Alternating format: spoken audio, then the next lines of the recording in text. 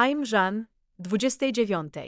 Standing in my apartment kitchen, surrounded by the warm aroma of roasting turkey and the sounds of my family chatting, I check my luxury watch. Everything is going perfectly, a far cry from the Thanksgiving of last year. Last year, I was running late for our family Thanksgiving. As I drove my BMW through the streets of my childhood neighborhood, the ticking of my watch was a constant reminder. When my parents' large Victorian house came into view, my hands tightened on the steering wheel. At 29, the youngest vice president of marketing in my company, I still felt like a child about to face punishment. I parked on the street because the driveway was full of my siblings' cars. My brother Leo's Porsche and my sister Iris's SUV were there. I walked up to the door, my heels clicking purposefully. As I entered, my mother's voice came from the kitchen. "We were about to start without you." There was no hug, just a cold air of disapproval. I lied about a client emergency, which was easier than admitting I'd sat in my car, trying to calm my nerves. My father appeared in the hallway, a glass of scotch in hand. He looked me up and down and said, "One of these days, you'll realize there's more to life than your job." I forced a smile and followed the sound of conversation to the dining room. Iris was arranging flowers on a table set with the family's finest china. Leo was sitting in a chair, engrossed in his phone. Then my mother said, "Jean, go ahead and sit at the kids' table.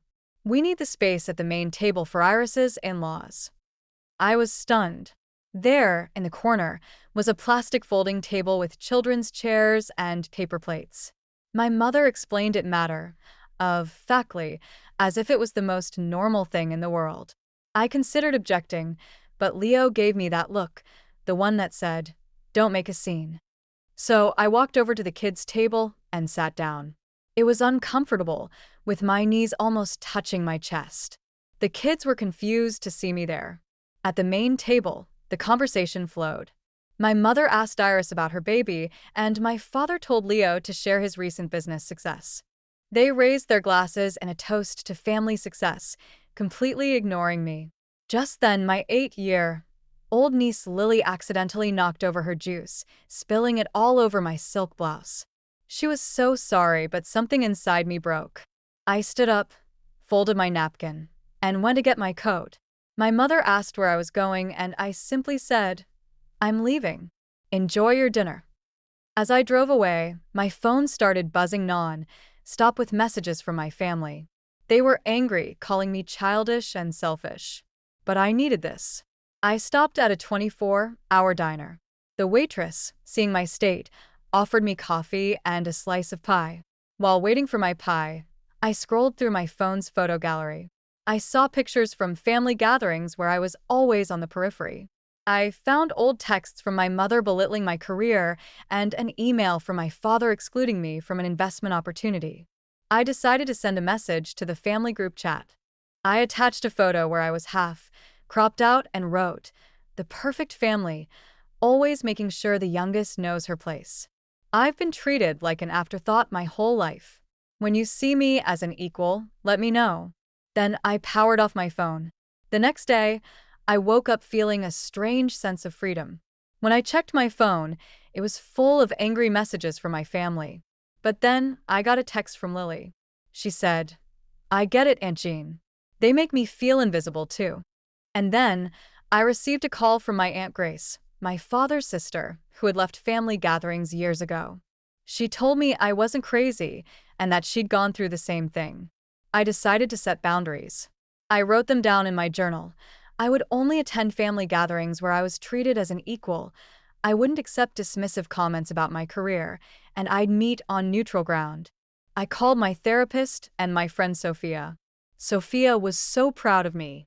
I also compiled evidence of my family's exclusion over the years. When my mother called to say they were willing to forgive me, I surprised myself by saying I was still deciding if I could forgive them. I explained that the kids' table was just the last straw in a long, standing pattern of exclusion. My family was in a panic.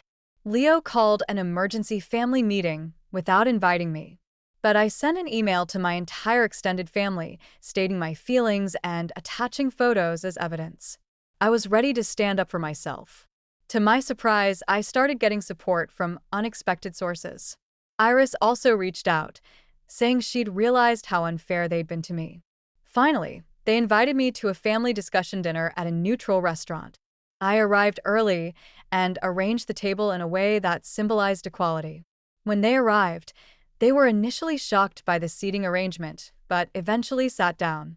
We had an honest conversation. My mother admitted she'd never seen me as a fully grown adult without a family of my own. My father said success, in his view, was about family, not just a career.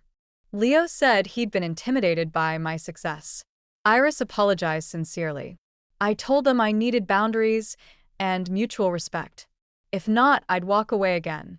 My father finally nodded and said I'd grown up. Now, as I stand in my kitchen, my family is here, treating me as an equal. Lily is helping me with the stuffing, and my parents are complimenting my apartment and my career achievements. This is the family I've always wanted, and I'm grateful for the change.